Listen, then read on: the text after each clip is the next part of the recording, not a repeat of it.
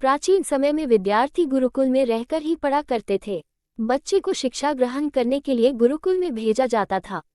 बच्चे गुरुकुल में गुरु के सानिध्य में आश्रम की देखभाल किया करते थे और अध्ययन भी किया करते थे।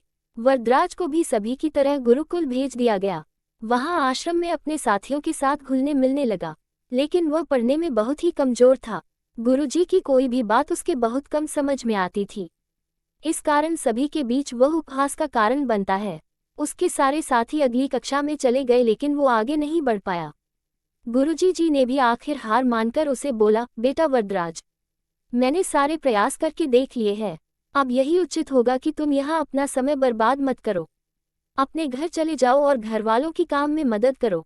वरदराज ने भी सोचा कि शायद विद्या मेरी किस्मत में नहीं है, और भारी मन से गुरुकुल से घर के लिए निकल गया। दोपहर का समय था। रास्ते में उसे प्यास लगने लगी। इधर उधर देखने पर उसने पाया कि थोड़ी दूर पर ही कुछ महिलाएं कुएं से पानी भर रही थी। वह कुएं के पास गया। वहां पत्थरों पर रस्सी के आने जाने से निशान बने हुए थे। तो उसने महिलाओं से पूछा, ये निशान आपने कैसे बनाए? तो एक महिला ने जवाब दिया, बेटे ये निशान हमने नहीं बनाए। ये तो पानी खींचते समय इस कोमल रस्सी के बार बार आने जाने से ठोस पत्थर पर भी ऐसे निशान बन गए हैं। वरदराज सोच में पड़ गया। उसने विचार किया कि जब एक कोमल से रस्सी के बार बार आने जाने से एक ठोस पत्थर पर गहरे निशान बन सकते हैं, तो निरंतर अभ्यास से मैं विद्या ग्रहण क्यों नहीं कर सकता।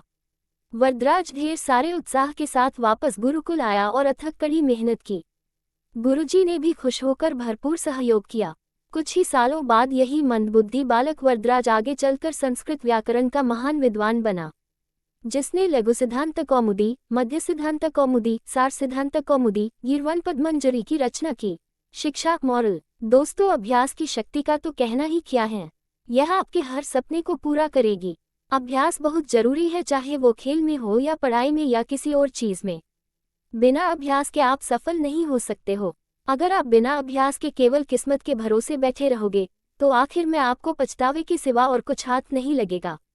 इसलिए अभ्यास के साथ धैर्य, परिश्रम और लगन रखकर आप अपनी मंजिल को पाने के लिए जुट जाए।